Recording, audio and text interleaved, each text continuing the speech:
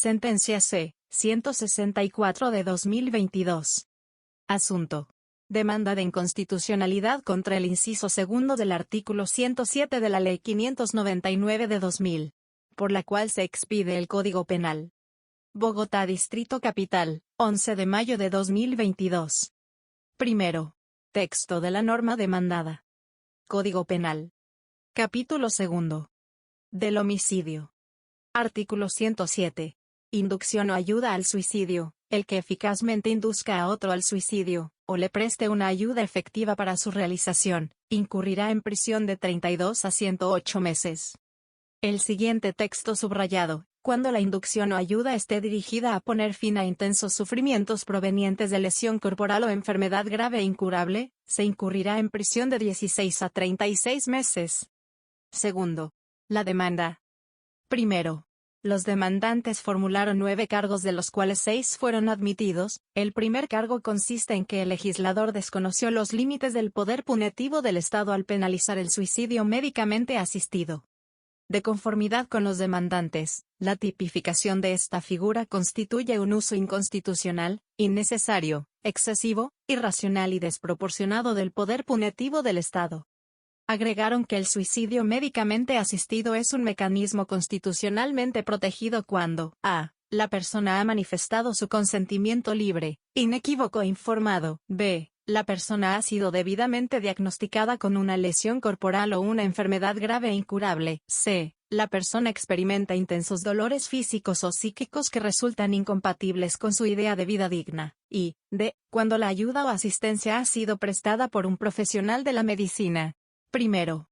Señalaron que el poder punitivo del Estado, y la libertad de configuración del legislador no son absolutos y están limitados por la Constitución.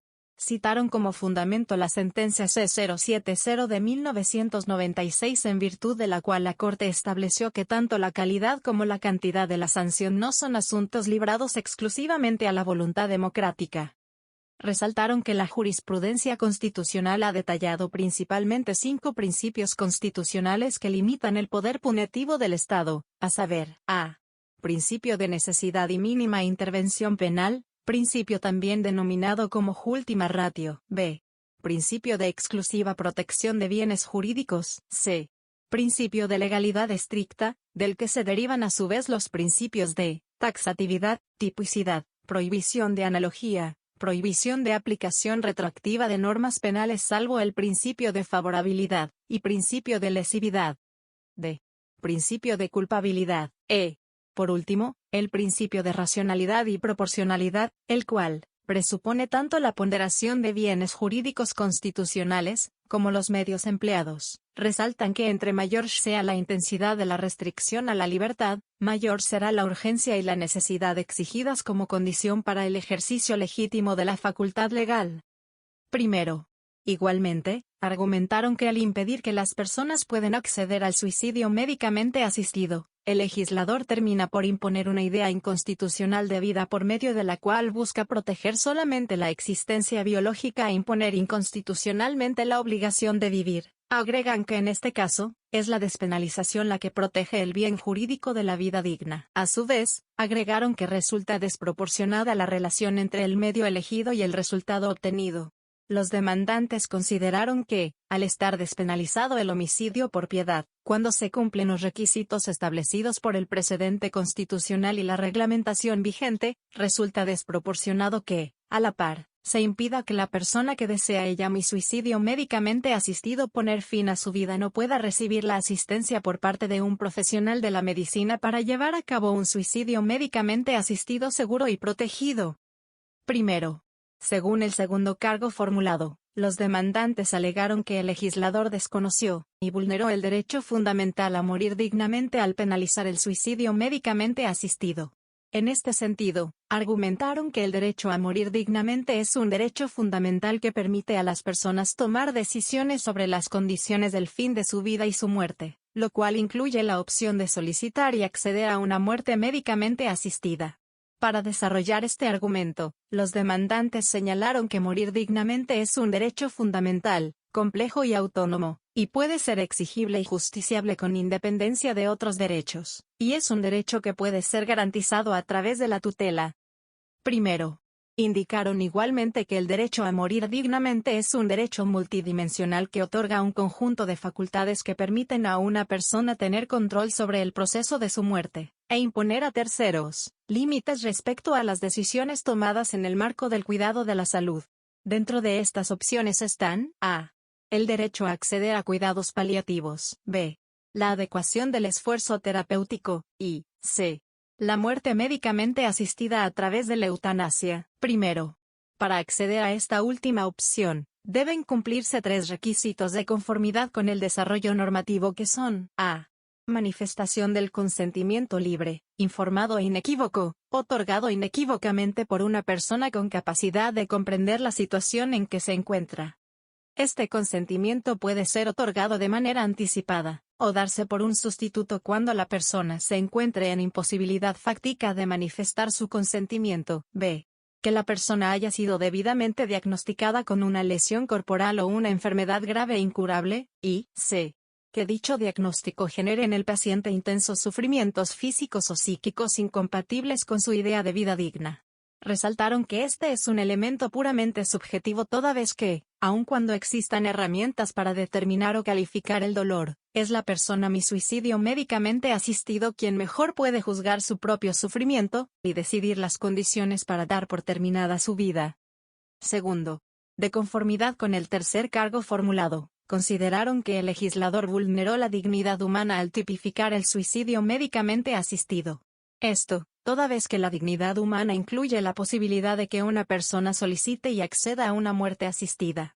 Se resalta que la dignidad humana es el valor fundante y determinante del Estado social de derecho, consignada en el artículo 1 de la Constitución Política, y consiste en considerar a las personas como fines en sí mismos suicidio médicamente asistidos.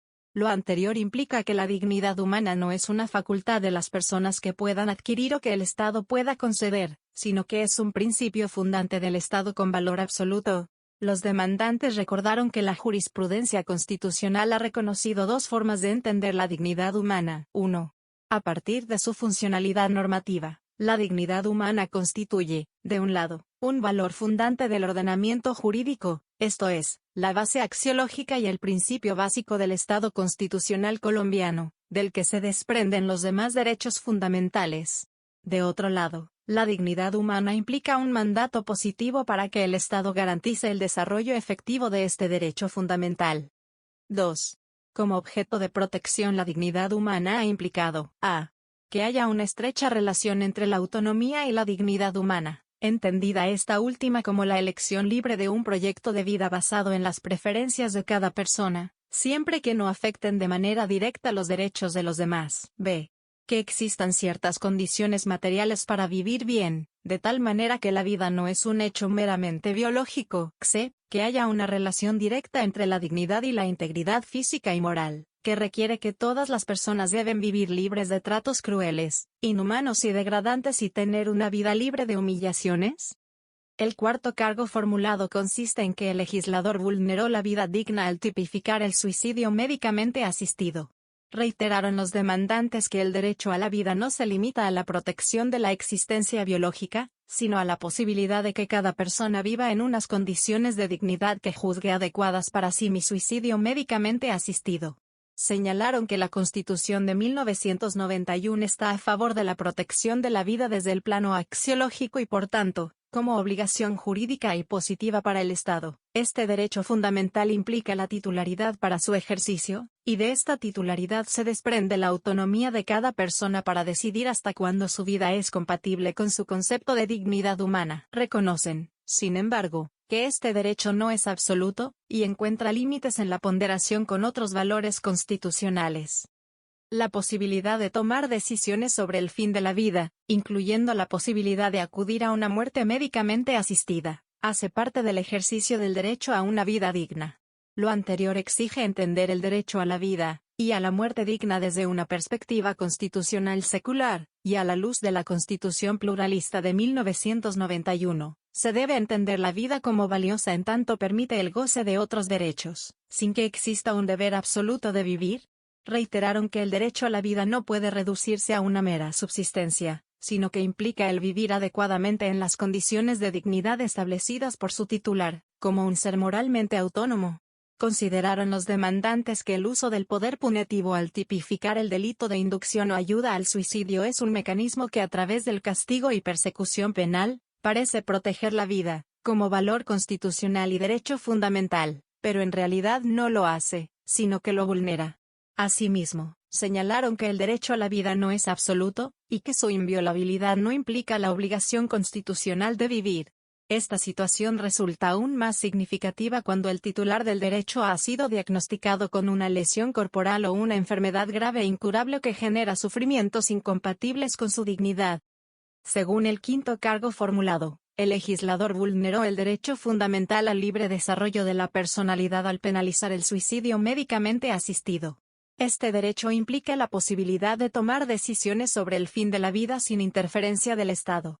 Señalaron que la autonomía corresponde a la opción de crear un proyecto de vida propio y único, y es lo que impulsa la idea de que el individuo es un sujeto moral capaz de tomar sus propias decisiones, a la vez que potencia el Estado social de derecho como modelo que protege las decisiones individuales. El cargo formulado en la demanda como sexto, se refiere a la violación del principio y deber de solidaridad social al penalizar el suicidio médicamente asistido. El principio de solidaridad contenido en los artículos 1 y 95 de la Constitución Política establece, de un lado, que Colombia es un Estado social de derecho fundado en la solidaridad de las personas que la integran, y de otro lado, que se espera de los ciudadanos obren de conformidad con el principio de solidaridad social, y respondan con acciones humanitarias ante acciones que pongan en peligro la vida o la salud de las personas. En tal sentido, agregan que la Ley Estatutaria 1750, y 1 de 2015 que regula el derecho fundamental a la salud, reconoce que la solidaridad es un elemento esencial de dicho derecho, y, además, reconoce que el sistema de salud está basado en el mutuo apoyo entre personas, generaciones, sectores económicos y las comunidades. La solidaridad es un derecho y un deber de las personas relacionado con la prestación del servicio de salud. Consideran los demandantes que impedir a los profesionales de la medicina llevar a cabo su deber constitucional de ayudar a una persona a poner fin a su propia vida, cuando resulte contraria a la dignidad humana, desdibuja la solidaridad social como un deber que ordena proteger a las personas que puedan encontrarse en debilidad e impide proteger la dignidad humana. Concluyeron que se restringe inconstitucionalmente la posibilidad de los profesionales de la medicina de actuar conforme al deber de solidaridad social para ayudar a otras personas a ejercer su derecho a morir dignamente a través del suicidio médicamente asistido. Frente a cada uno de los cargos formulados, los demandantes resaltaron que no opera el fenómeno de cosa juzgada, toda vez que si bien en la sentencia C-045 de 2003 la Corte Constitucional analizó una demanda de inconstitucionalidad en contra de la disposición demandada, sin embargo, se profirió un fallo inhibitorio por ineptitud sustantiva de la demanda. Con base en las razones anteriormente mencionadas, los demandantes solicitaron a la Corte Constitucional declarar la exequibilidad condicionada del inciso segundo del artículo 107 de la Ley 599 de 2000 en el entendido de que para garantizar el derecho a morir dignamente, dicho procedimiento puede ser practicado como mecanismo constitucionalmente protegido, y sin castigo penal cuando se cumplan los siguientes requisitos. Primero, cuando la persona ha manifestado el consentimiento libre, informado e inequívoco. Segundo, cuando la persona ha sido debidamente diagnosticada con una lesión corporal o una enfermedad grave e incurable. Tercero, cuando la persona experimenta intensos dolores físicos y psíquicos que son incompatibles con su idea de vida digna. Cuarto, cuando la ayuda o asistencia ha sido prestada por un profesional de la medicina. Adicionalmente, incluyeron como pretensiones de la demanda las siguientes. Primero, declarar que el suicidio médicamente asistido es un mecanismo constitucionalmente permitido para garantizar el derecho fundamental a morir dignamente. Segundo, exhortar al Congreso de la República a legislar sobre el derecho fundamental a morir dignamente a través de sus 4 mecanismos de protección y garantía, observando de manera estricta el precedente constitucional. Tercero, ordenar al Ministerio de Salud y Protección Social que, de acuerdo con el precedente constitucional, en un plazo máximo de 3 meses, reglamente el acceso al suicidio médicamente asistido como un mecanismo para garantizar el derecho a morir dignamente. Y, cuarto, Por último, ordenar al Ministerio de Salud y Protección Social que, en el proceso de reglamentación del suicidio médicamente asistido, garantiza la participación ciudadana amplia de organizaciones sociales, no únicamente de entidades médicas, y vincule activamente a DESCLAV, Laboratorio de Derechos Económicos Sociales y Culturales. Consideraciones de la Corte Constitucional. Análisis de la aptitud de los cargos por la presunta violación del principio de la dignidad humana y los derechos fundamentales a morir dignamente, tener una vida digna y a libre desarrollo de la personalidad. Por la cercanía argumentativa de estos cargos, se hará un análisis conjunto de su aptitud.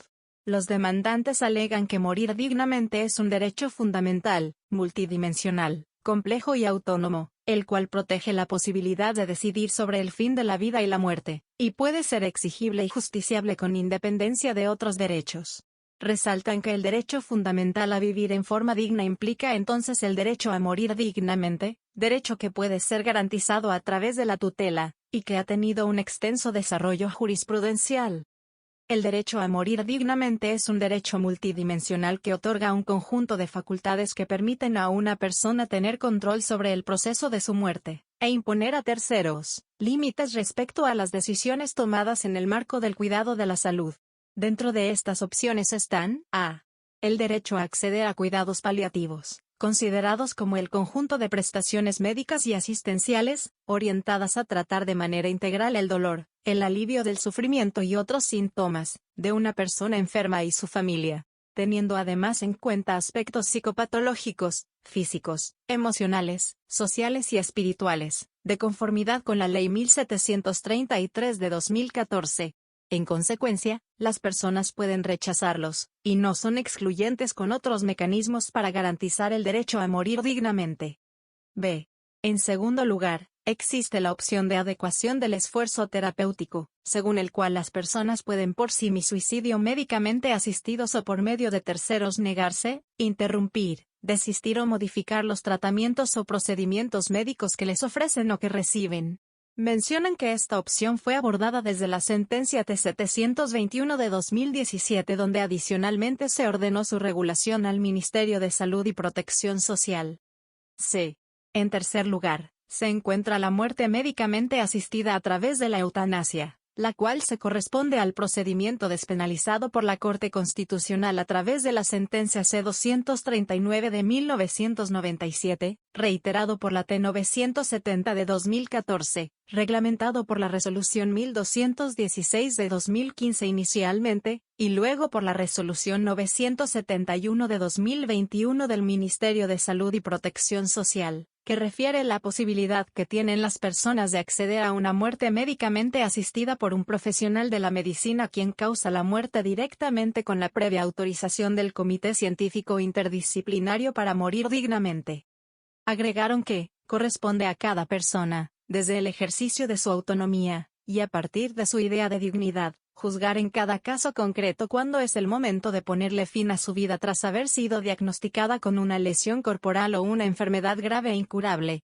Recordaron que, el derecho a morir dignamente no se limita a las medidas de cuidado paliativo, sino a la opción de poder solicitar y acceder a una muerte médicamente asistida. Concluyeron que no es constitucionalmente admisible que mientras el derecho a morir dignamente es reconocido como fundamental, y la eutanasia es reconocida como una forma de materializar ese derecho, el suicidio médicamente asistido sea considerado una conducta delictiva. No obstante, la única diferencia entre ambas figuras es que con la eutanasia es el profesional de la medicina quien causa la muerte, y el AMS presta una ayuda efectiva para que la propia persona sea quien cause su propia muerte. Frente a este cargo se señala que la dignidad humana está en estrecha relación con el derecho a morir dignamente. Resaltan que la dignidad humana resulta indispensable para el goce del derecho a la vida, tomar la decisión de terminar la propia vida en los casos de lesión corporal o enfermedad grave e incurable que generan dolores insoportables e incompatibles con la idea de vida digna, supone considerar a la persona como un sujeto moral y capaz de discernir de forma autónoma, libre y responsable sobre los asuntos más íntimos de su vida.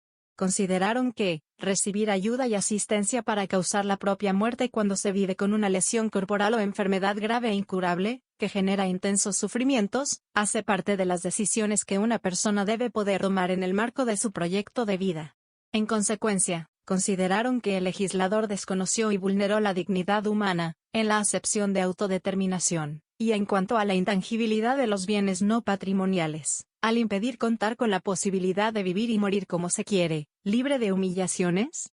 Agregaron que esta discusión pasa por determinar si la medida coercitiva es de tipo perfeccionista o de tipo proteccionista, siendo la primera aquella que impone al individuo un modelo determinado de virtud o excelencia humana, y que va en contravía del orden constitucional. La última, por su parte, frente a estos argumentos debe reconocerse que, en efecto, los tipos penales de referencia no son unívocos, y ameritan un análisis constitucional individualizado. Sin embargo, se reitera que la cercanía topográfica, así como en torno a la afectación al bien jurídico que tienen ambos tipos, permite la existencia de argumentos en común para su análisis.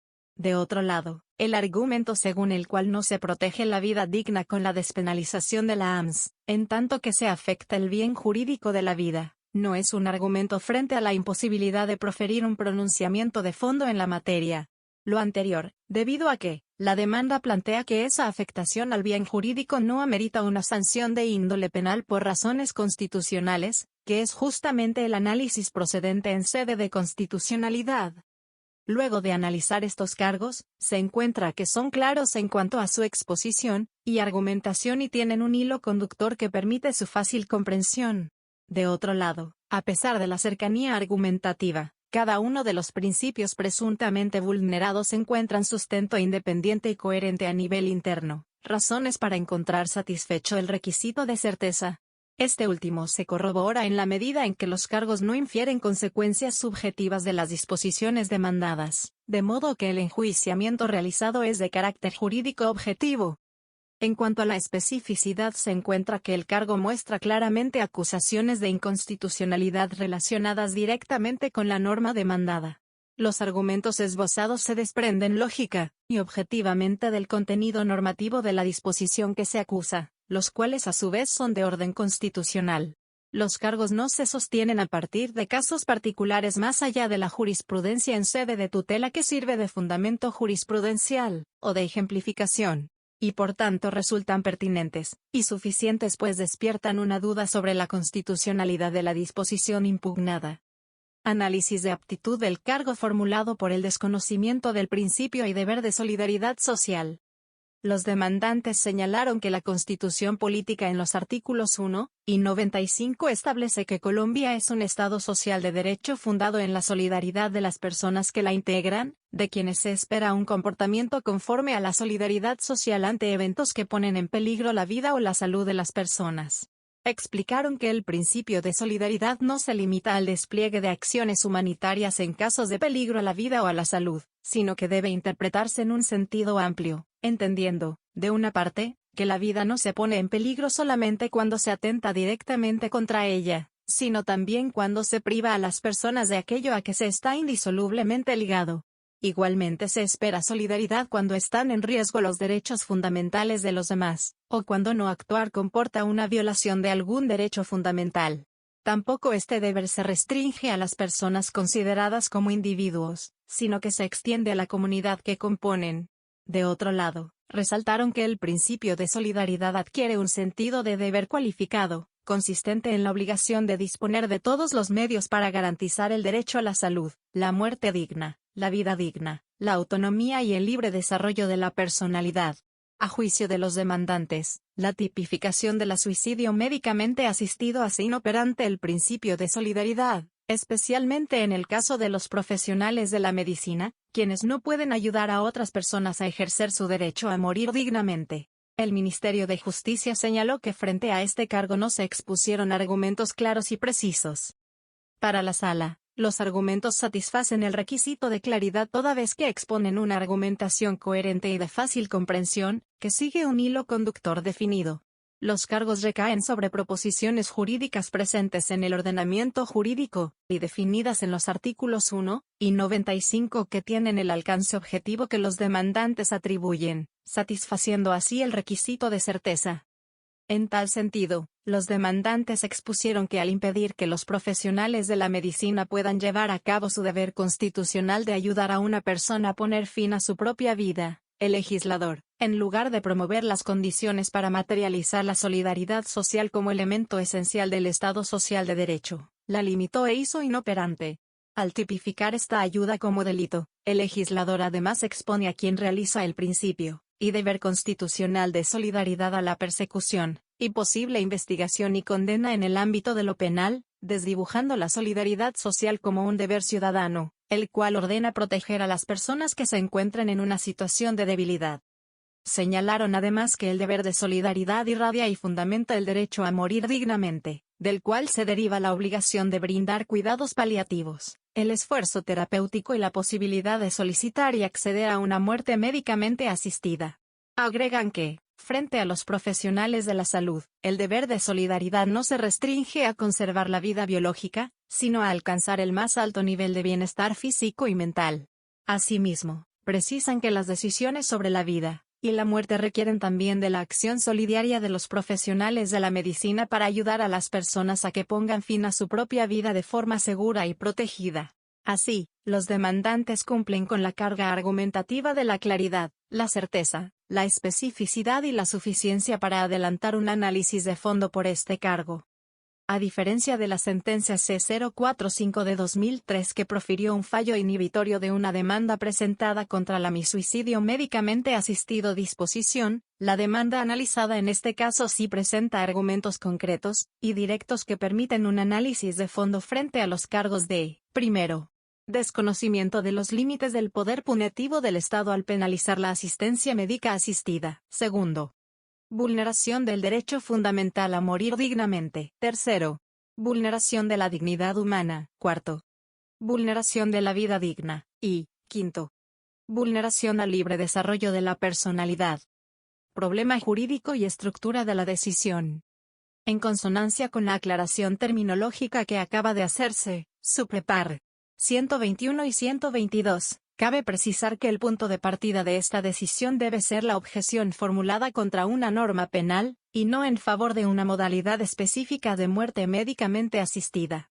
Que lo primero tenga implicaciones en lo segundo es indudable, pero no puede perderse de vista que el problema jurídico es el siguiente: es inconstitucional la tipificación como delito de la conducta del médico que asiste a quien en circunstancias de sufrimiento intenso y gravedad de diagnóstico médico, decide acudir al suicidio para dar fin a tales circunstancias por juzgarlas contrarias a su dignidad.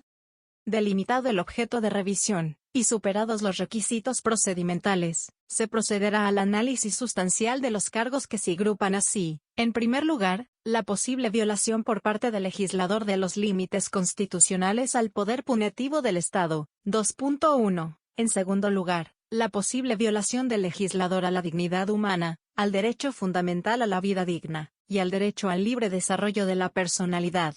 2.2. Y en tercer lugar, la posible violación del principio de solidaridad social. 2.3. Finalmente se desarrollarán las consecuencias de la resolución diferenciando entre despenalización y regulación. 3. Y se concluirá el análisis. 4. El legislador desconoció los límites constitucionales al poder punitivo del Estado. Los demandantes argumentaron la violación de los siguientes límites constitucionales del ius puniendi. A. Principio de necesidad y mínima intervención penal, principio también denominado como ultima ratio. B. Principio de exclusiva protección de bienes jurídicos. C. Principio de legalidad estricta, del que se derivan a su vez los principios de taxatividad, tipicidad, prohibición de analogía, prohibición de aplicación retroactiva de normas penales salvo el principio de favorabilidad, y principio de lesividad. D. Principio de culpabilidad, y por último, E. Principio de racionalidad y proporcionalidad. Al respecto, a juicio de la Procuradora, la libertad de configuración del legislador incluye la posibilidad de elegir los medios que considere más adecuados para garantizar la muerte digna, esto es, determinar si se opta por permitir la eutanasia, el suicidio asistido o ambas. Así, según su criterio, el legislador optó implícitamente por la eutanasia y descartó el suicidio asistido cuando, de forma tácita, dispuso prohibir penalmente este último, y en cambio, al consagrar el delito de homicidio por piedad reprodujo la disposición consagrada en el Código Penal anterior, que había sido modulado por parte de la Corte Constitucional en la sentencia C-239 de 1997. La Sala no comparte este planteamiento, en primer lugar, porque tal como lo señaló la sentencia C-233 de 2021, el legislador reprodujo el tipo penal de homicidio por piedad en la Ley 599 de 2000 sin incorporar el condicionamiento dictado por la Corte Constitucional, razón por la cual, además, no se configuró el fenómeno de cosa juzgada frente a la disposición contenida en el artículo 107 del Código Penal. En segundo lugar, tras el exhorto de la sentencia C-239 de 1997 y hasta la fecha, el legislador no ha dictado ninguna disposición que regule el ejercicio del derecho fundamental a vivir dignamente. En consecuencia, no cabe afirmar que el legislador, en ejercicio de su libertad de configuración de la ley, haya optado implícitamente por la eutanasia, cuando dicha figura ha encontrado un respaldo en la jurisprudencia, y el legislador ha guardado silencio a pesar de los múltiples exhortos. Frente al suicidio asistido ocurre lo propio, pues el texto normativo tampoco incluye modulación alguna en relación con la muerte digna. Si bien el texto enjuiciado contempla como causal atenuante la piedad, lo cierto es que guarda silencio respecto de aquellos casos que fueron modulados por la Corte Constitucional. No podría entonces concluirse que el legislador ha optado por una única forma de proteger la muerte digna. A propósito del mencionado argumento, es preciso distinguir entre la libertad del legislador para garantizar la muerte digna, y decidir sobre los mecanismos que considere más idóneos para garantizarla, por un lado y, por otro, su libertad de configuración penal frente a la asistencia médica a la muerte digna. Como se dijo anteriormente, el punto de partida de esta decisión es una objeción constitucional frente a la norma penal que abarca la asistencia médica al suicidio, y no frente a la manera en que el legislador decida desarrollar y regular la muerte digna. Son cuestiones distintas que conviene diferenciar para precisar los términos de la presente controversia constitucional. Ahora bien, frente al margen de configuración del legislador en materia penal, se debe comenzar recordando que la Constitución colombiana, concebida como un orden marco, comprende las directrices y lineamientos fundamentales del ordenamiento jurídico y, sin embargo, deja un amplio margen al legislador para que decida en cada momento de acuerdo con las concepciones políticas imperantes. Dentro de este margen de configuración, el legislador define las conductas que serán calificadas como delitos, así como la clase de pena y la cuantía imponible. En otras palabras, de la Constitución se desprende inicialmente un marco de estructuras valorativas con un amplio abanico de posibles opciones dogmáticas dentro de las cuales el legislador escoge y desarrolla una política criminal. El marco que se impone al legislador para la elaboración de una política criminal depende en buena medida del modelo de Estado constitucional. Una primera caracterización es la derivada del preámbulo y los artículos 1 y 2 constitucionales, que establecen que el colombiano es un Estado social de derecho, lo cual implica, entre otros, un mandato para el Estado de protección de los bienes jurídicos constitucionales. Ahora bien, la vía penal es tan solo una alternativa en un espectro amplio de medidas de protección de dichos bienes jurídicos. Conocido como el ius puniendi, este poder del Estado no es una prerrogativa totalmente discrecional para el legislador, ni tampoco un deber. Se trata de una potestad cuyo recurso solo se justifica si se cumple con los principios constitucionales que la rigen. Así lo ha sostenido esta corporación desde la entrada en vigor de la Carta Política de 1991. En la sentencia C-565 de 1993 se dice que, el ejercicio del ius puniendi en un Estado democrático no puede desconocer las garantías propias del Estado de Derecho, esto es, las que giran en torno al principio de la legalidad. Pero al mismo tiempo, debe añadir nuevos cometidos que vayan más allá del ámbito de las garantías puramente formales, y aseguren un servicio real a los ciudadanos.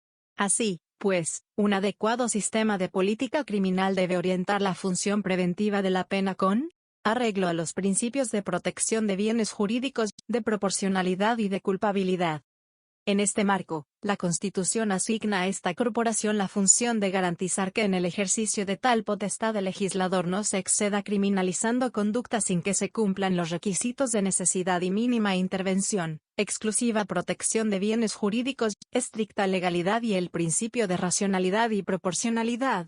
De ahí que el primer ejercicio del control abstracto de constitucionalidad que realiza la Corte en estos casos consista en confrontar la disposición penal objetada con el texto y los principios constitucionales para determinar si se desconocieron, y se excedió por tanto la libertad de configuración penal del legislador. Corresponde entonces a la Corte hacer dicho análisis frente al inciso segundo del artículo 107 del CP, demandado en esta ocasión. El uso legítimo del ius puniendi supone el cumplimiento de estrictas finalidades y límites teniendo en cuenta el alto grado de invasión que supone para el ejercicio de la libertad.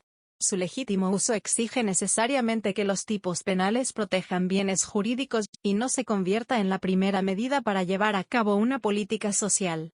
El ámbito de configuración en materia penal está limitado por el respeto de los principios constitucionales. El diseño de los tipos penales debe atender siempre a una valoración objetiva de afectación al bien jurídico.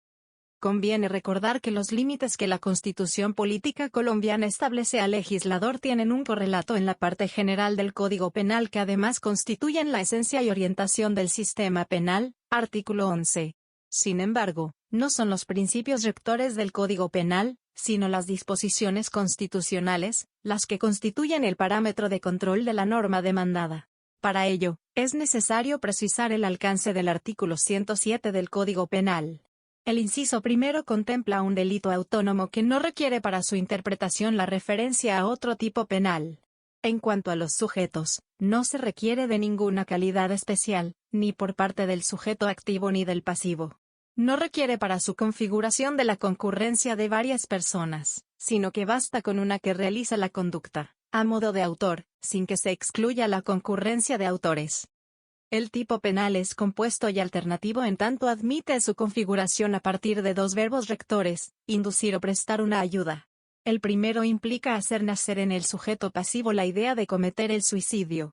Esta inducción debe ser clara y directa, explícita e inequívoca y debe ser adicionalmente eficaz, esto es, que debe conducir al sujeto pasivo a que inicie al menos la ejecución de la conducta, incluso si no se alcanza con la suicidio médicamente asistido el resultado.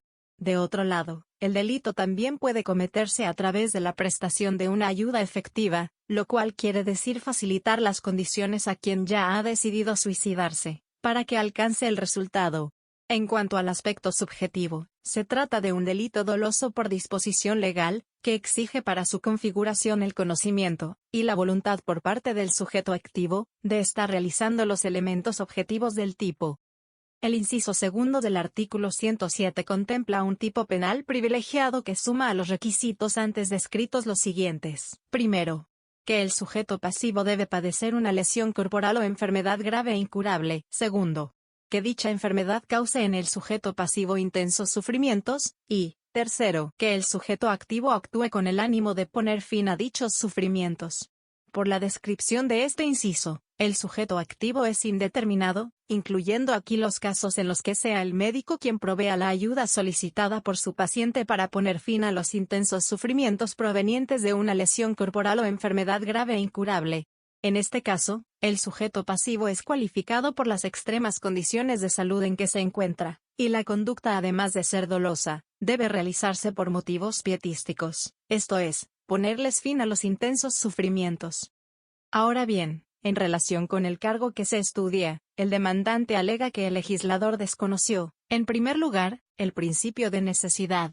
La jurisprudencia constitucional ha establecido que este principio de naturaleza constitucional implica que el legislador, en la configuración abstracta de la política punitiva, debe recurrir únicamente a los instrumentos penales, cuando esto resulte constitucionalmente necesario. A su vez, ha considerado que este principio se integra por tres componentes. Primero, la exclusiva protección de bienes jurídicos, según lo cual, el derecho penal está instituido exclusivamente para la protección de bienes jurídicos, y que, por lo tanto, se excluyen de tutela penal, las conminaciones arbitrarias, las finalidades puramente ideológicas, las meras inmoralidades, y por supuesto tampoco es objeto del derecho penal, el ejercicio de una actividad constitucionalmente válida. Segundo, la fragmentariedad de la intervención penal, entendida en el sentido de que solamente puede aplicarse el derecho penal a los ataques más graves frente a los bienes jurídicos, y, tercero, el carácter de última ratio de la intervención penal, en virtud del cual el legislador debe considerar en primera instancia alternativas a la herramienta penal, y solo si finalmente resultan insuficientes cabe recurrir al derecho penal. Debe reiterarse que la Constitución depara al legislador un amplio margen para la elección de los medios a emplear para alcanzar los fines constitucionalmente legítimos. No se exige del legislador la medida más idónea para que se admita su constitucionalidad, sino más bien, que se excluyen los medios abiertamente inadecuados, especialmente aquellos en donde se evidencia el uso del derecho penal como prima o única ratio. Frente al principio constitucional de exclusiva protección de bienes jurídicos, se encuentra que el bien jurídico tutelado por el artículo 107 es el de la vida, bien jurídico que es objeto de protección constitucional y que, como se verá, puede protegerse por la vía penal, incluso aunque sea un derecho disponible para su titular. Corresponde entonces valorar si la vía elegida para su protección es conforme a otros principios constitucionales. En lo que atañe a la fragmentariedad, debe tenerse en cuenta que el ámbito de aplicación de la disposición demandada es un ámbito profundamente personal, donde la intervención del Estado especialmente a través de la pena debe ser excepcional y cuidadosa. Se trata del momento en que una persona toma una de las decisiones más definitivas de su existencia. De ahí que esta Corte deba preguntarse, si constituye un ataque grave al bien de la vida, ayudar a un paciente en condiciones extremas de salud a acabar con su sufrimiento, a petición suya. No es razonable responder afirmativamente a esta pregunta, pues proteger un bien jurídico en contra de la voluntad de quien quiere disponer del mismo, estando en las condiciones de hacerlo, no amerita una respuesta penal por parte del Estado. Frente al principio de ultima ratio puede afirmarse que tipificar la ayuda prestada por un médico para causar la muerte del paciente que se encuentra en condiciones extremas, es una medida abiertamente inadecuada para proteger la vida, especialmente si se entiende que la vida es un bien jurídico disponible para su titular, y que está intrínsecamente ligada a la dignidad. De modo que no queda más que concluir que el legislador vulneró el principio constitucional de necesidad en cuanto a la no satisfacción de la fragmentariedad y la ultima ratio. En segundo lugar, los demandantes alegaron que el legislador desconoció el principio de lesividad, nulla lex poenalis sine iniuria, el cual consiste en la necesidad de verificar la antijuridicidad material de las conductas que se califiquen como delitos, de tal manera que la validez de un delito de cara a este principio se encuentra condicionada a que proteja un verdadero bien jurídico de terceros o de interés para la sociedad, lo cual a su vez muestra su estrecha relación con el principio de exclusiva protección de bienes jurídicos y la prohibición de exceso. La lesividad se ha entendido, en definitiva, como un referente material que racionaliza el poder punitivo del Estado, y que se fundamenta en que lo injusto solo puede afirmarse cuando hay una afectación real de derechos ajenos. Además, se erige como un criterio de medición de la pena a imponer, en función de la mayor o menor gravedad de la lesión al bien jurídico, o la mayor o menor peligrosidad de su ataque. En definitiva, como ha sostenido esta corporación, la absoluta necesidad de las leyes penales resulta condicionada por la lesividad para terceros de los hechos prohibidos, a la luz del principio nulla poena, nullum crimen, nulla lex poenalis sine iniuria. Resulta entonces necesario determinar si la asistencia médica asistida constituye una conducta que lesiona el bien jurídico de la vida de forma reprochable.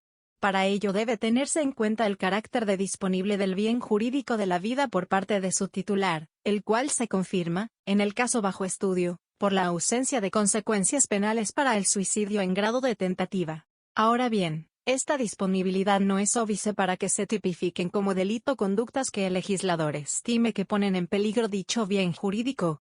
Pero el principio de lesividad requiere de una afectación real. Por lo que surge la pregunta. La asistencia de un médico al suicidio de quien padece intensos sufrimientos provenientes de lesión física o enfermedad grave e incurable, y que busca libremente el fin de estos, ¿constituye una injerencia y afectación reprochable a la vida de su titular?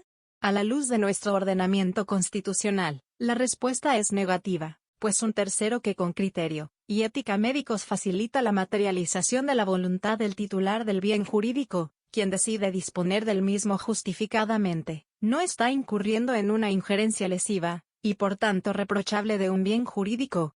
Adicionalmente, como se profundizará más adelante, de acuerdo con la Constitución colombiana, La vida no se reduce a un mero hecho biológico, sino que se entiende como la condición de posibilidad del desarrollo de un proyecto de vida autónomo y pleno.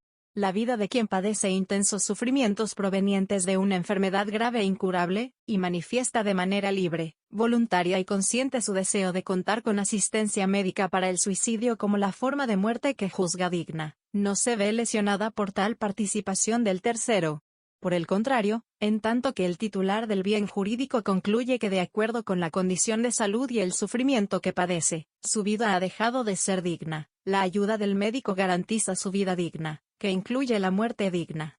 En este sentido, a diferencia de lo que ocurre con el verbo rector de la inducción, en el mismo tipo penal, la asistencia al suicidio, en determinadas circunstancias subjetivas, voluntad clara, y objetivas, enfermedad y sufrimiento, protege la autonomía del titular.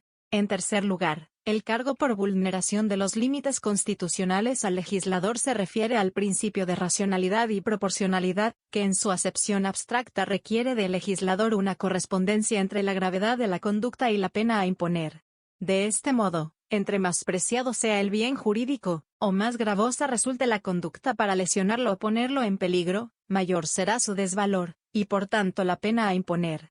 De ahí que se requiera del legislador que sus decisiones de tipificación penal se fundamenten en criterios de razonabilidad y proporcionalidad que atiendan una valoración objetiva de elementos tales como la mayor o menor gravedad de la conducta ilícita, la mayor o menor repercusión que la afectación del bien jurídico lesionado tenga en el interés general y en el orden social, así como el grado de culpabilidad, entre otros.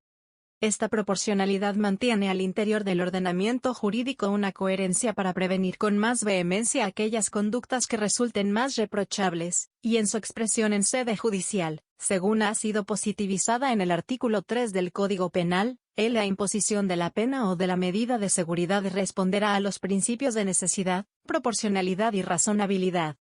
En función de este principio de proporcionalidad, el legislador ha definido una escala de gravedad de las conductas atendiendo a múltiples variables que incluyen el daño social que genera la lesión del bien jurídico, la búsqueda de una efectiva resocialización del autor, la mayor o menor repercusión que la afectación del bien jurídico tenga en el interés general y en el orden social, y la prohibición del exceso punitivo.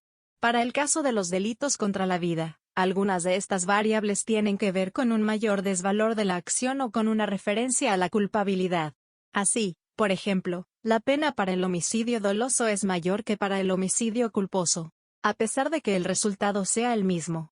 También el legislador colombiano atribuyó una mayor pena a la conducta del homicidio por piedad que a la de la inducción o ayuda al suicidio, cuando cualquiera de estas conductas esté dirigidas a poner fin a intensos sufrimientos provenientes de lesión corporal o enfermedad grave e incurable. A pesar de esta gradación en la que el homicidio por piedad sería considerado más grave que la asistencia al suicidio, lo cierto es que cuando el homicidio por piedad es practicado bajo ciertas condiciones objetivas y subjetivas, se configura la eutanasia y no se da una respuesta penal por ser una práctica constitucionalmente válida. En cambio, cuando esas mi suicidio médicamente asistidos condiciones objetivas y subjetivas se presentan respecto del supuesto de la asistencia médica asistida, se configura una respuesta penal. Lo anterior genera una discordancia en el tratamiento jurídico de ambos procedimientos, que no es proporcional. Así, que mientras que, en determinadas circunstancias subjetivas y objetivas análogas, el sistema penal se abstiene de intervenir frente al médico que ejecuta y causa una muerte, se movilice para perseguir y sancionar al médico que ayuda, en las mi suicidio médicamente asistido circunstancias a quien se suicida, vulnera el principio de proporcionalidad en materia penal. Aún más es desproporcionada tal respuesta penal si se tiene en cuenta que el aporte de quien ayuda es accesorio pues depende del actuar principal del autor, mientras que el aporte de quien alcanza el resultado por sí mismo es mayor. La consecuencia lógica y constitucionalmente válida es considerar que hay una mayor razón para estimar que la asistencia médica asistida no debe ser tratada como delito y en cambio, reconocer que mi suicidio médicamente asistido permite una mayor protección para los derechos fundamentales de la dignidad humana, la vida digna, la muerte digna y el libre desarrollo de la personalidad. En conclusión, considerar que la asistencia médica a una persona que, padeciendo intensos sufrimientos por una enfermedad grave diagnosticada, para que de acuerdo con su claro convencimiento defina tales sufrimientos propiciando su propia muerte. Es una conducta reprochable frente a la cual el Estado debe desplegar su sistema penal, perseguirla y sancionarla. Excede indudablemente los límites del orden constitucional colombiano a la configuración legislativa en materia penal. Perseguir penalmente al médico que ayuda en este trance no solo no tutela ningún bien jurídico protegido constitucionalmente, sino que implica el recurso a una potestad del Estado que debiera ser la última ratio cuando es imposible sostener que se trata de una conducta abiertamente lesiva e intolerable para la sociedad, y, en definitiva, resulta una intervención absolutamente desproporcionada. Por todo lo anterior puede concluirse que el legislador desconoció los límites constitucionales al poder punitivo. Ahora bien, como se ha dicho, el exceso de prohibición que se constata versa sobre la conducta del médico, que es por tanto quien debe ser exonerado de responsabilidad penal. Es indudable que el médico cumple un rol preponderante en la atención sanitaria del paciente, pues es quien realiza el acompañamiento de manera más directa, sin desconocer la importancia que tienen otros profesionales de la salud. Esta posición en que se encuentra el médico justifica que sea este quien pueda realizar la asistencia al suicidio en los términos aquí descritos. En efecto, debe reconocerse que la ayuda al suicidio que es constitucionalmente válida es aquella que garantiza la dignidad humana. No basta con que alguien ayude a otro a morir, sino que lo haga en las condiciones más humanas posibles. En este proceso, el acompañamiento o la ayuda no pueden entenderse como la simple facilitación de un medio para alcanzar el resultado, sino la utilización de los conocimientos técnicos para garantizar que hasta el último momento el paciente mantenga su dignidad. El médico es quien tiene los conocimientos farmacológicos y fisiopatológicos que permiten brindar el mejor acompañamiento posible. De otro lado, la Corte ha reconocido que la relación médico-paciente no es de tipo autoritario o paternalista que implique un esquema vertical, sino que es una relación de confianza, regida por los principios de competencia científica del médico y de consentimiento informado del paciente. De modo que el médico es quien está en mejor posición de brindar al paciente toda la información necesaria para que sea éste quien en ejercicio de su autonomía, decida el procedimiento al que se someterá, sin que en ningún caso la voluntad del médico se imponga sobre la del paciente. Hecho el análisis de constitucionalidad de la disposición demandada desde la perspectiva del médico que asiste profesionalmente al suicidio, en tanto sujeto activo de una conducta penal, corresponde ahora valorar la asistencia médica asistida desde la perspectiva del paciente, con relación a los derechos presuntamente vulnerados, invocados en la demanda. El legislador desconoció la dignidad humana y el derecho fundamental a la vida digna y al libre desarrollo de la personalidad, al penalizar la asistencia médica al suicidio. Los demandantes presentaron 4 cargos argumentando que la tipificación de la asistencia médica asistida desconoce los derechos fundamentales a la vida digna, la dignidad humana, la muerte digna y el derecho al libre desarrollo de la personalidad. Aducen que el derecho a morir dignamente implica que la libertad, la dignidad humana, la vida digna, el libre desarrollo de la personalidad, y la prohibición en contra de tratos crueles, inhumanos y degradantes se garanticen en el fin de la vida, y que la vida, en todos los momentos, corresponda con los deseos y decisiones de las personas para que nadie se vea constreñido a vivir una vida incompatible con su idea de vida digna. Dada la cercanía de los derechos que se estiman vulnerados, y de los argumentos presentados en la demanda, se analizará en este apartado si la tipificación de la asistencia médica asistida contraviene los derechos fundamentales a la vida digna, al libre desarrollo de la personalidad y al principio de dignidad humana. Se reitera que el cargo por la violación de la prohibición en contra de tratos crueles, inhumanos y degradantes fue rechazado. El análisis de estos cargos requiere una aclaración previa. El tipo penal y la sanción que aquí se objetan, se dirigen contra quien presta su ayuda para el suicidio de otro que no es merecedor de ninguna consecuencia jurídica. Sin embargo, no puede desconocerse que quien pretende dar por terminados sus sufrimientos provenientes de enfermedad grave e incurable, puede ver obstaculizado el ejercicio de los derechos fundamentales recién mencionados con la tipificación de la conducta. El derecho fundamental a vivir en forma digna.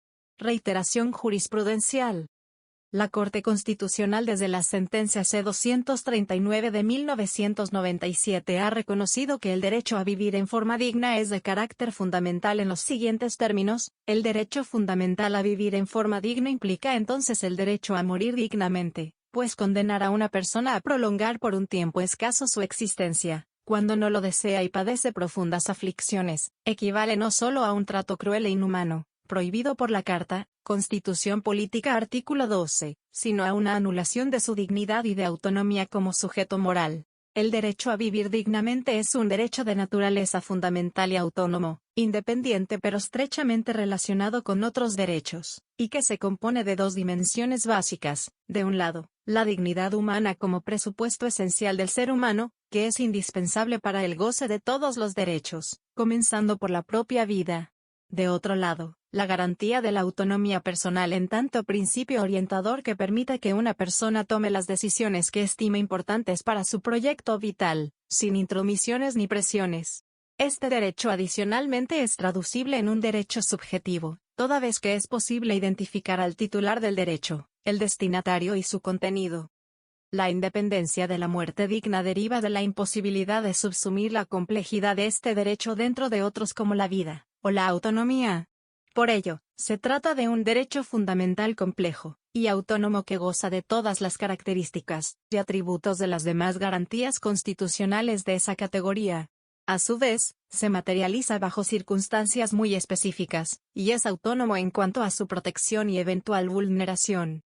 Morir dignamente en sus diversas acepciones, actualmente se puede garantizar a través de, primero, los cuidados paliativos son cuidados apropiados para pacientes con una enfermedad terminal, crónica, degenerativa e irreversible y cuyo objetivo es lograr la mejor calidad de vida posible para el paciente y su familia, afirmando la vida y considerando el morir como un proceso normal. Segundo, la adecuación del esfuerzo terapéutico consistente en suspender o limitar las medidas de soporte a la vida, cuando éstas pueden llevar a mayor sufrimiento al paciente, actuación conocida como distanasia. Y, tercero, las prestaciones específicas para morir, esto es, la asistencia médica consentida por el paciente para poner fin a su vida de forma anticipada ante el padecimiento de intensos sufrimientos físicos o psíquicos. Mientras que los cuidados paliativos han sido regulados mediante la Ley 133 de 2014, la adecuación del esfuerzo terapéutico o las prestaciones específicas para morir no han contado con una regulación legislativa. No obstante, el Ministerio de Salud y Protección Social ha consagrado algunos lineamientos y directrices que han desarrollado con mayor detalle la prestación de los servicios de eutanasia. Se trata en concreto de la Resolución 1216 de 2015, la Resolución 825 de 2018, la Resolución 2665 de 2018, y la actual Resolución 971 de 2021. La sentencia C-233 de 2021 recoge la evolución jurisprudencial desde el precedente fijado en la C-239 de 1997, y desarrollada en 7 decisiones adoptadas en sede de tutela entre el 2014 y 2020, en las cuales se ha definido el derecho a morir dignamente. Esta providencia ha resaltado que la muerte digna busca garantizar que luego de un ejercicio sensato e informado de toma de decisiones, la persona pueda optar por dejar de vivir una vida con sufrimientos y dolores intensos. En esa medida, cada persona sabe qué es lo que es mejor para ella, por lo cual el Estado no puede oponerse a la decisión del individuo que no desea seguir viviendo y que solicita le ayuden a morir, cuando sufre una enfermedad que le produce dolores insoportables, incompatibles con su idea de dignidad. Como señala el Ministerio de Salud, morir con dignidad no contiene alternativas infinitas, y la complejidad de la asistencia médica asistida como proceso asistencial supone una discusión a profundidad cuya competencia recae en el legislador. En este sentido, la Corporación ha aclarado que, si bien morir dignamente es un derecho, no es el Tribunal Constitucional el encargado de definir su contenido de manera exhaustiva ni de precisar las condiciones de acceso a las prestaciones para hacerlo. En esa mi suicidio médicamente asistido medida, se reitera que lo fundamental se predica del derecho a proteger, pero no del medio para hacerlo. En otras palabras, se protegen los derechos fundamentales a la vida digna, al libre desarrollo de la personalidad y a la dignidad humana, pero corresponde al legislador garantizar el acceso a medios específicos para materializar estos derechos. En el amplio espectro con que cuenta el legislador para garantizar tales derechos no cabe sin embargo que imponga una sanción penal para el médico que ayude en el suicidio de un paciente que padece intensos sufrimientos provenientes de enfermedades graves y que manifieste su consentimiento libre, voluntario e informado. El fin del morir dignamente no es otro que impedir que una persona padezca una vida dolorosa e incompatible con la idea de dignidad del paciente, y es este mismo quien voluntariamente decide no someterse a tratamientos médicos o estos últimos no funcionan, entendiendo que la vida no consista en la mera subsistencia, sino que tiene una finalidad ulterior en clave de la dignidad humana. Dignidad humana, principio fundante del ordenamiento jurídico, y eje central del derecho a la vida y a la muerte digna. La dignidad humana está contenida en el artículo 1 de la Constitución Política, y en cuyo respeto se funda el ordenamiento jurídico colombiano. Esto implica dotar de valor intrínseco al ser humano, y concebirlo como un fin en sí mismo. Por ello, la dignidad humana resulta un valor supremo que irradia el conjunto de derechos reconocidos, entre los que se encuentran la vida digna, la muerte digna y el libre desarrollo de la personalidad. De este principio rector se derivan tres dimensiones. Primero, la autonomía o posibilidad de diseñar un plan vital según el proyecto de vida que cada persona juzgue adecuado. Segundo, la dignidad humana entendida como algunas condiciones materiales que permiten vivir bien. Y, tercero, la intangibilidad de bienes no patrimoniales para vivir sin humillaciones. Respecto del último aspecto conviene señalar que, aunque el cargo sobre la violación de la prohibición de someter a una persona a tratos crueles, inhumanos o degradantes fue rechazado, lo cierto es que esta corporación ha establecido que imponer a una persona que soporte el sufrimiento intenso que se deriva de una enfermedad grave e incurable resulta constitucionalmente inadmisible, pues implica someterla a un trato cruel, inhumano o degradante. Ahora bien, no toda asistencia médica asistida puede considerarse compatible con la dignidad humana, la vida digna, la muerte digna y el libre desarrollo de la personalidad. La asistencia médica asistida garantiza la muerte y la vida dignas en aquellos casos en los que el paciente manifiesta su consentimiento de manera voluntaria, consciente, informada y libre de presiones de terceros.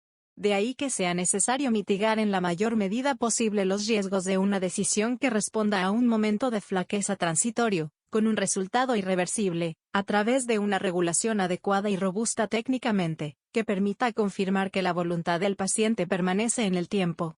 En cualquier caso, la autonomía para diseñar un proyecto de vida propio cobija la posibilidad de que las decisiones que se tomen en ese ejercicio impliquen la terminación anticipada de la vida cuando se juzgue que el suicidio médicamente asistido carece de dignidad. Estos sufrimientos deben tener su origen en lesión corporal o enfermedad grave e incurable. Desde el análisis del homicidio por piedad contenido en la sentencia C-239 de 1997, la Corte ponderó los derechos de la vida y la autonomía del paciente, y consideró en primer lugar que la vida ostenta una importancia ontológica para el sistema constitucional, es un derecho y un valor importante, mas no sagrado, pues en un sistema pluralista, no podría preconcebirse una visión religiosa o metafísica sobre la vida. Sin embargo, la Corte diferenció entre la mera subsistencia y la vida digna, en donde esta última supone la vida en condiciones acordes con la dignidad humana. En este sentido, el protagonista es el titular de la vida, y es quien juzga la vida que merece ser vivida según su concepto de dignidad. Ahora bien, el procedimiento de la asistencia médica asistida, en la medida en que garantiza una muerte digna, presupone la presencia de intensos sufrimientos para el paciente. Siguiendo la citada sentencia C-233 de 2021, el dolor es un estímulo recibido de los nociceptores y receptores de dolor que indican potencial daño, mientras que el sufrimiento es la elaboración psíquica que hace el cerebro a partir de dichos estímulos, y es siempre una experiencia subjetiva. Así, cada fenómeno puede existir de forma separada, y corresponde al paciente juzgar su sufrimiento como incompatible con su idea de vida digna. En lo que respecta a las decisiones sobre el final de la vida, el ordenamiento constitucional confiere un lugar central a la autonomía del titular, quien define libremente el curso sobre su existencia. Esto es concordante con nuestro ordenamiento jurídico en la medida en que la conducta de quien se suicida o lo intenta sin ayuda no es susceptible de reproches jurídicos, como tampoco lo es su familia. Por tanto, Cuando una persona se encuentra en ciertas condiciones extremas de salud que condicionen su vida y el alcance de sus decisiones, el deber del Estado es garantizar el respeto y la protección de la dignidad humana. No puede predicarse un deber del Estado de preservar la vida a toda costa. Sancionar con pena de prisión al profesional de la salud que ayude a que un paciente que padece intensos sufrimientos provenientes de lesión grave e incurable dé por terminada su vida, llevaría a afirmar que la mera subsistencia es un valor que requiere a toda costa de la protección jurídica. Derecho al libre desarrollo de la personalidad. El artículo 16 constitucional contempla que todas las personas tienen derecho al libre desarrollo de su personalidad sin más limitaciones que las que imponen los derechos de los demás y el orden jurídico. Los demandantes juzgan que la disposición demandada vulnera el libre desarrollo de la personalidad en tanto ésta priva a la persona de tomar decisiones sobre el fin de la vida. El libre desarrollo de la personalidad permite que cada persona juzgue lo que resulte más conveniente inclusive, o especialmente, frente a los aspectos más determinantes.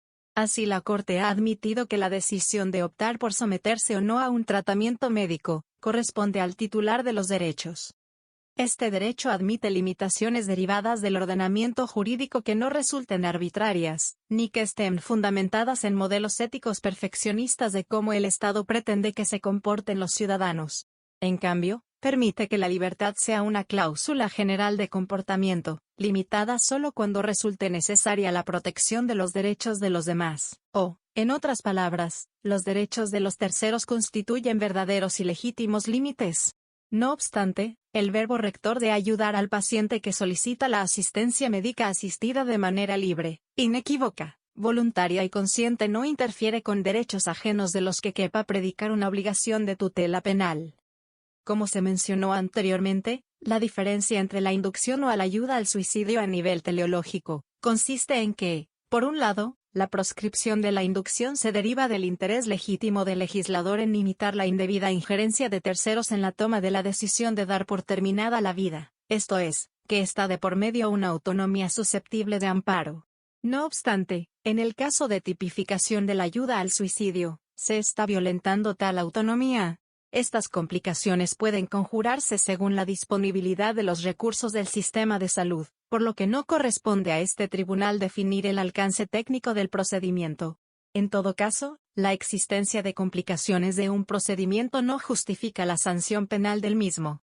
En conclusión, en las circunstancias objetivas y subjetivas de la asistencia médica asistida en el tipo de penal del artículo 107, es difícil hablar de la contraposición entre el derecho a la vida, por un lado, y los derechos a la autonomía personal, la muerte digna y la dignidad por otro, puesto que, de hecho, el derecho a la vida digna se materializa cuando se garantizan los otros derechos, y por tanto la contraposición entre derechos se diluye. El legislador desconoció el principio de la solidaridad social al penalizar la asistencia médica al suicidio. Los artículos 1 y 95 constitucionales establecen el principio de solidaridad como fundante del Estado colombiano, en virtud del cual, el ejercicio de los derechos y libertades reconocidos en la Constitución implica una serie de responsabilidades, entre las que se encuentra obrar conforme al principio de solidaridad social, respondiendo con acciones humanitarias ante situaciones que pongan en peligro la vida o la salud de las personas. La Corte ha sostenido que este valor de la solidaridad en cuanto fundamento de la organización política tiene tres dimensiones, a saber, primero, como una pauta de comportamiento conforme a la cual deben obrar las personas en determinadas ocasiones. Segundo, como un criterio de interpretación en el análisis de las acciones u omisiones de los particulares que vulneren o amenacen los derechos fundamentales. Tercero, como un límite a los derechos propios. Este principio irradia múltiples aspectos de la vida en comunidad, por lo que no se reduce a un único escenario ni tampoco establece una única forma de actuación. El principio de solidaridad se deriva del Estado entendido como uno social, fundado en el respeto por la dignidad humana, como el colombiano.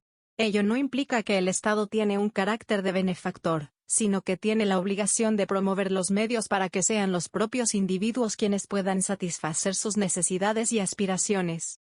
En diversas oportunidades la Corte se ha pronunciado frente al alcance del principio de solidaridad consagrado en los artículos 1 y 95 superiores, entendido como un mandato dirigido a todos los miembros de la sociedad, tanto a la comunidad como a las autoridades, de coadyuvar para hacer efectivos los derechos de los demás en un amplio espectro. Lo anterior implica que este principio tiene aplicación frente a diversas situaciones cuya enunciación no viene tasada por el legislador, sino que acompaña los cambios sociales según se produzcan. El artículo 95 numeral 2 señala que toda persona está obligada a obrar conforme al principio de solidaridad social, respondiendo con acciones humanitarias ante situaciones que pongan en peligro la vida o la salud de las personas. Sin embargo, el artículo 1 consagra un principio de solidaridad mucho más amplio que no requiere que el destinatario se encuentre en una situación extrema a la que deba atenderse con una acción humanitaria.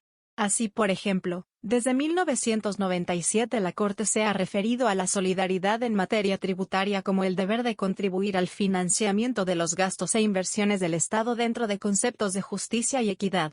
También se ha reconocido como el fundamento de la unión de los miembros de una familia, y la subsecuente obligación alimentaria. Por su parte, en el marco de la seguridad social, este principio exige la ayuda mutua entre las personas afiliadas, vinculadas y beneficiarias, independientemente del sector económico al cual pertenezcan, y sin importar el estricto orden generacional en el cual se encuentren. Este deber se hace más urgente frente a las personas que se encuentran en circunstancias de inferioridad o de vulnerabilidad, como ocurre con las personas en estados de salud extremos, máxime, teniendo en cuenta que el sistema de seguridad social se rige por los principios de universalidad y solidaridad. Así, por expresa disposición constitucional, este principio no se limita al Estado, sino que se predica de los demás ciudadanos, especialmente de aquellos que están en mejores condiciones de brindar ayuda. De modo que el principio y deber de solidaridad irradia todos los escenarios en los que se desenvuelve la vida social, si se requiere en mayor o menor intensidad en atención a las necesidades particulares. Otro de los atributos de las acciones solidarias que ha identificado esta corporación, se refiere a que encuentran su justificación tanto en la acción mi suicidio médicamente asistido como en su finalidad. Así, en la sentencia C-542 de 1993, al analizar la constitucionalidad de varias disposiciones de la Ley 40 de 1993, Estatuto Antisecuestro, la Corte encontró que las conductas referidas al pago por la liberación del secuestrado serían o no reprochables en función de su finalidad. Así, cuando el pago se efectúa con el ánimo de obtener lucro para sí o para otros, resulta justificada una sanción, mientras, quien actúa por necesidad de salvar la vida o recobrar la libertad propia o ajenas, no sería merecedor del reproche, pues esto obedece a un móvil altruista reconocido universalmente por el derecho y mandado por el principio de solidaridad. Así lo enunció la Corte. Quien paga para obtener la libertad de un secuestrado y salvar su vida, lo hace en cumplimiento de un deber que la Constitución le impone. El segundo de los deberes que el artículo 95 de la Constitución impone a la persona y al ciudadano, consiste en obrar conforme al principio de solidaridad social, respondiendo con acciones humanitarias ante situaciones que pongan en peligro la vida o la salud de las personas. La solidaridad nos obliga con igual fuerza aún en favor de extraños, con quienes solamente se comparte la pertenencia a la raza humana. Y nadie podrá negar que emplear los bienes propios para proteger la vida y la libertad de un semejante, es acción humanitaria. ¿Cómo, pues, podría ser constitucional la ley que castiga esta conducta? Sentencia C-542 de 1993. Este principio de solidaridad también está presente en el ejercicio de la medicina. En primer lugar, debido a que el médico tiene una función social cuyo fin es cuidar de la salud del hombre, y propender por la prevención de las enfermedades, el perfeccionamiento de la especie humana, y el mejoramiento de los patrones de vida de la colectividad, sin distingos de nacionalidad, ni de orden económico-social, racial, político y religioso. El respeto por la vida y los fueros de la persona humana constituyen su esencia espiritual. Por consiguiente, el ejercicio de la medicina tiene implicaciones humanísticas que le son inherentes. Y, en segundo lugar, porque el acto médico implica la comprensión del paciente en todas sus dimensiones.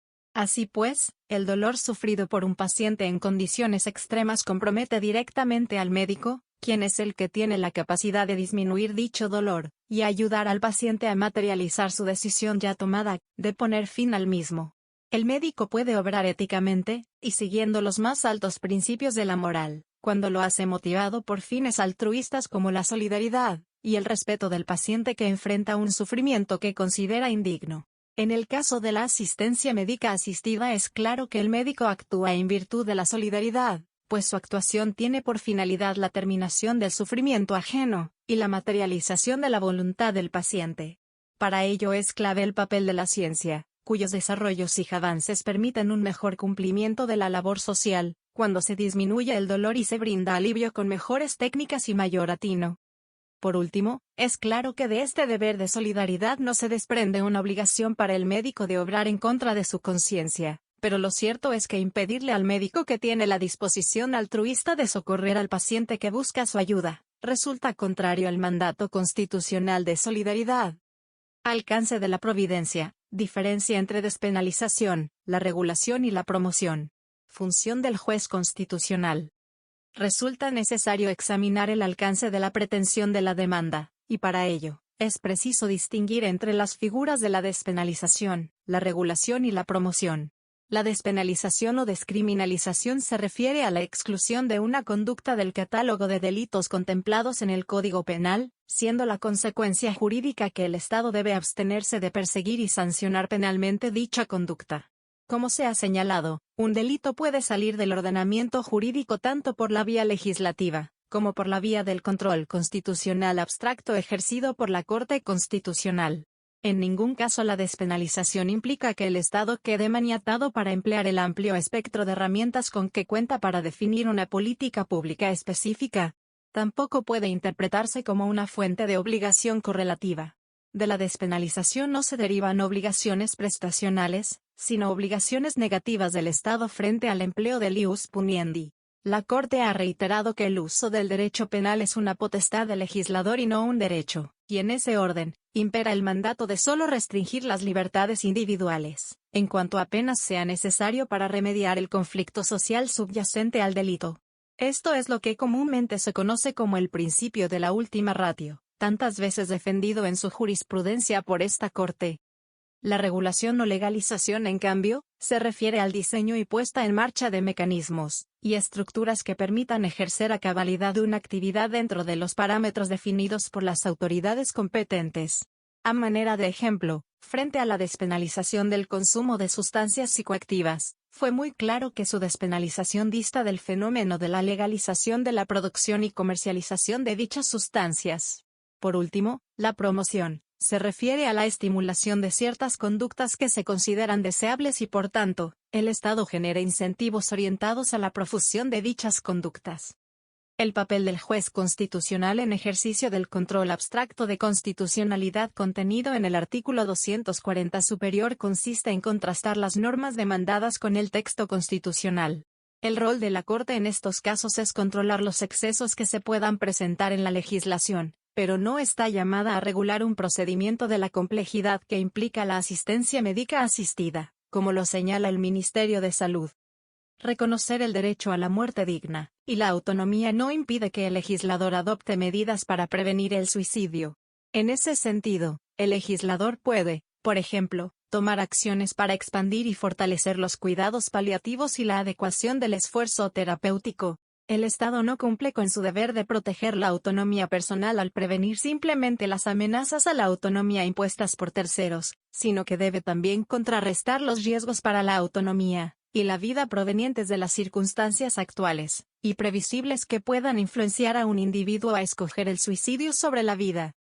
Ahora bien, además de solicitar la condicionalidad de la disposición, los demandantes formularon las siguientes pretensiones. Primero, que se declare que el suicidio médicamente asistido es un mecanismo constitucionalmente permitido para garantizar el derecho fundamental a morir dignamente. Segundo, que se exhorte al Congreso de la República a legislar sobre el derecho fundamental a morir dignamente a través de sus 4 mecanismos de protección y garantía, observando de manera estricta el precedente constitucional. Tercero, que se ordene al Ministerio de Salud y Protección Social que, de acuerdo con el precedente constitucional, en un plazo máximo de 3 meses, reglamente el acceso al suicidio médicamente asistido como un mecanismo para garantizar el derecho a morir dignamente, y, cuarto, que se ordene al Ministerio de Salud y Protección Social que, en el proceso de reglamentación del suicidio médicamente asistido, garantiza la participación ciudadana amplia, y no únicamente de entidades médicas y se vincule activamente a DESCLAD.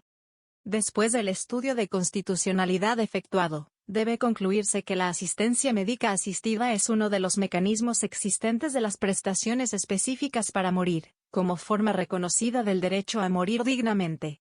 Por ello, la asistencia médica asistida no puede tipificarse válida y constitucionalmente. Frente a las dos últimas pretensiones se señala que la Sala no accederá a ellas. Como se ha señalado, el análisis efectuado por esta corporación corresponde a la contrastación entre la norma demandada y el texto constitucional. Del análisis efectuado y por las razones expuestas, se concluyó que el legislador desconoció los límites constitucionales al tipificar como delito la asistencia médica al suicidio. Igualmente se insistió en la cualidad de fundamental que se predica del derecho a morir dignamente, mas no del medio empleado para materializar este derecho. En tal sentido, se concluyó que la asistencia médica asistida se enmarca en el principio rector de la dignidad humana, y los derechos fundamentales a la vida digna, muerte digna y libre desarrollo de la personalidad. No obstante, no corresponde a esta corporación ordenar cómo debe ser el tratamiento de la asistencia médica asistida, sino que el suicidio médicamente asistido corresponde al legislador como órgano de representación popular, y al Ejecutivo en su definición de políticas públicas. Debe sin embargo reiterarse que los derechos a la vida digna, la muerte digna, la autonomía personal y el libre desarrollo de la personalidad son fundamentales, y el legislador debe avanzar en la garantía de estos derechos. Síntesis. Como resultado del análisis de aptitud de los cargos formulados concluye la Sala que, en primer lugar, el cargo por vulneración de los límites constitucionales al ius puniendi, resulta claro, cierto, específico y pertinente. La demanda señaló que la disposición cuestionada desconoce especialmente los principios de necesidad, mínima intervención penal, exclusiva protección de bienes jurídicos, estricta legalidad y proporcionalidad.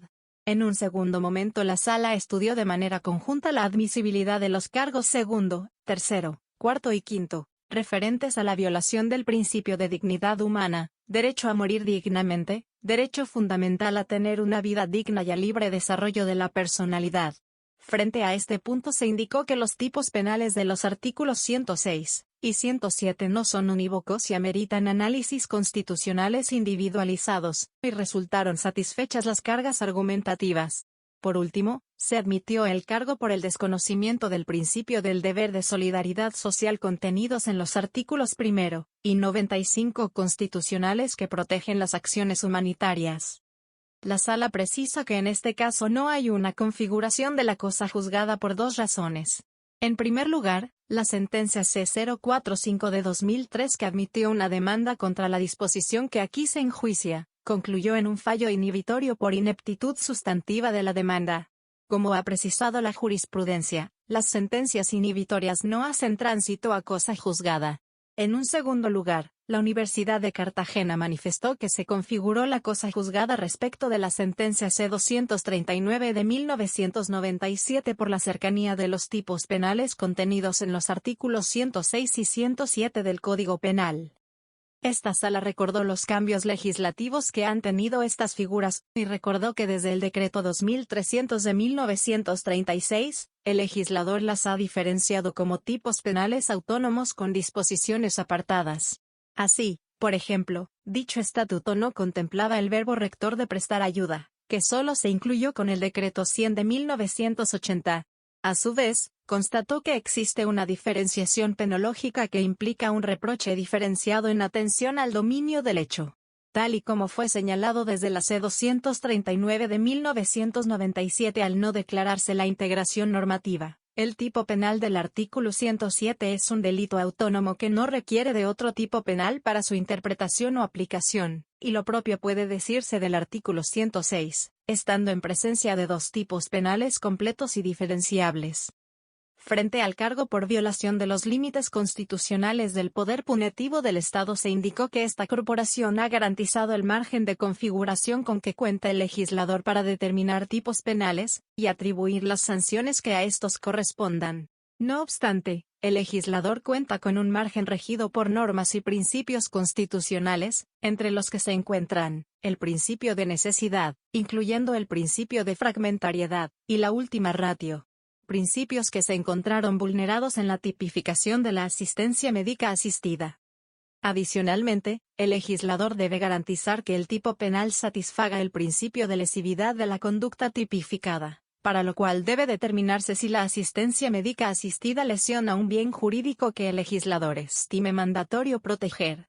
La Sala concluye que cuando el sujeto pasivo se encuentre padeciendo intensos sufrimientos provenientes de lesión corporal o enfermedad grave e incurable, y manifieste su voluntad de ser asistido, no inducido, para dar por terminada su vida, y este consentimiento sea informado, consciente y posterior al diagnóstico, no se satisface el requisito de lesividad, sino que en cambio, se vulnera el deber del Estado de proteger la dignidad humana, la autonomía, la vida y la muerte digna.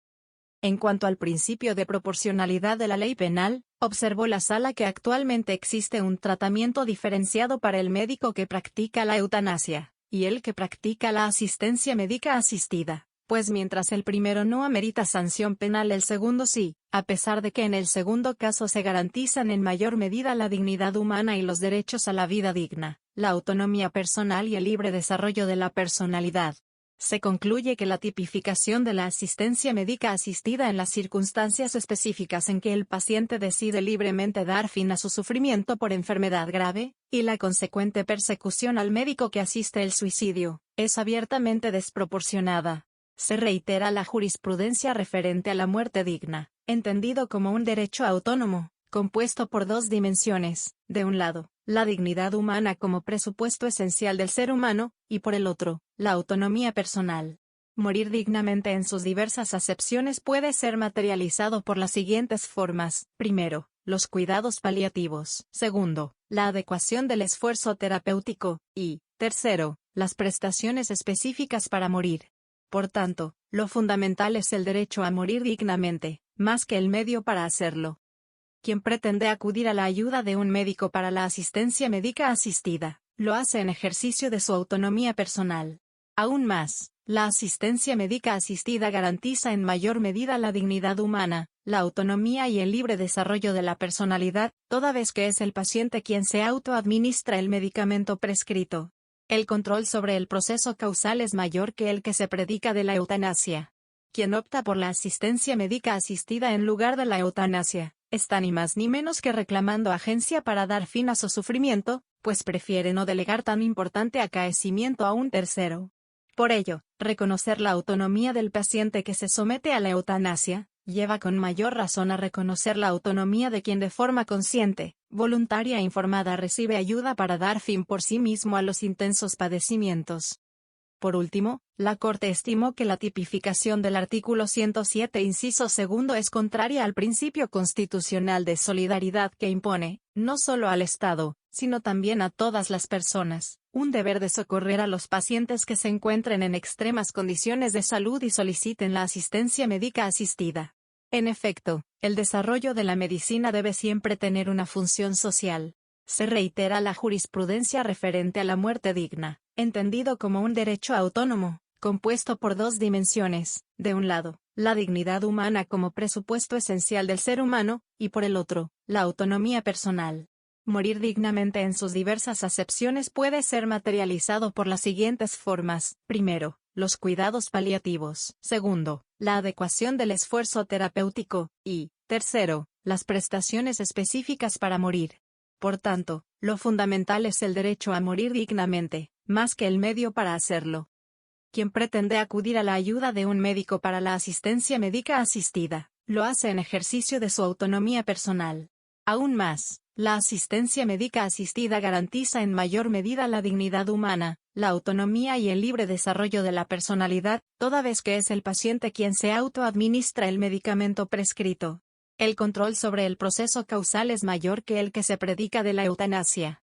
Quien opta por la asistencia médica asistida en lugar de la eutanasia, está ni más ni menos que reclamando agencia para dar fin a su sufrimiento, pues prefiere no delegar tan importante acaecimiento a un tercero. Por ello, reconocer la autonomía del paciente que se somete a la eutanasia, lleva con mayor razón a reconocer la autonomía de quien de forma consciente, voluntaria e informada recibe ayuda para dar fin por sí mismo a los intensos padecimientos. Por último, la Corte estimó que la tipificación del artículo 107 inciso segundo es contraria al principio constitucional de solidaridad que impone, no solo al Estado, sino también a todas las personas, un deber de socorrer a los pacientes que se encuentren en extremas condiciones de salud y soliciten la asistencia médica asistida. En efecto, el desarrollo de la medicina debe siempre tener una función social.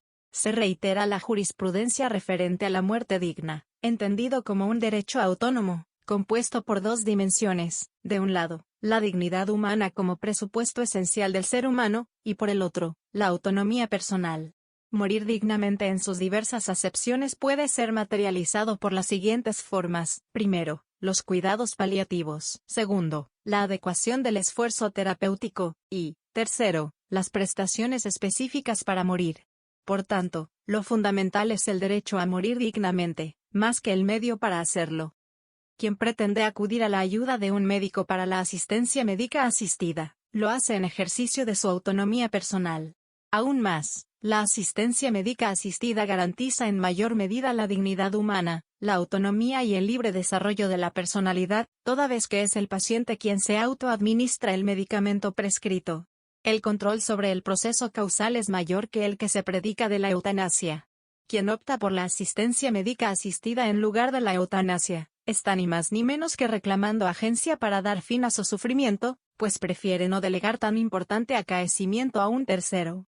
Por ello, reconocer la autonomía del paciente que se somete a la eutanasia, lleva con mayor razón a reconocer la autonomía de quien de forma consciente, voluntaria e informada recibe ayuda para dar fin por sí mismo a los intensos padecimientos. Por último, la Corte estimó que la tipificación del artículo 107 inciso segundo es contraria al principio constitucional de solidaridad que impone, no solo al Estado, sino también a todas las personas, un deber de socorrer a los pacientes que se encuentren en extremas condiciones de salud y soliciten la asistencia médica asistida. En efecto, el desarrollo de la medicina debe siempre tener una función social, y permitir mejorar las condiciones de vida, incluyendo la muerte digna. Si bien es cierto que del deber constitucional de solidaridad de los artículos 1 y 95 superiores, no puede desprenderse una obligación para el médico de asistir al suicidio del paciente, también es cierto que impedírsele especialmente a través del derecho penal asistir médicamente al suicidio del paciente que así lo solicita, sería desconocer un principio y valor fundante constitucional. En un apartado final la Sala recuerda las diferencias entre la despenalización y la regulación, para acotar el alcance de la decisión. De un lado, la despenalización supone la exclusión de una conducta del catálogo de delitos contemplados en un código penal, sin que ello impida tomar otro tipo de medidas de política pública, ni pueda interpretarse como una fuente de obligación correlativa. Por su parte, la regulación implica la implementación de mecanismos y estructuras que permiten ejercer a cabalidad una actividad determinada. Lo primero es el campo de acción de este tribunal en el caso de la asistencia médica asistida, mientras lo segundo corresponde al legislador y el ejecutivo. Decisión. En mérito de lo expuesto, la Sala Plena de la Corte Constitucional, administrado justicia en nombre del pueblo y por mandato de la Constitución. Resuelve.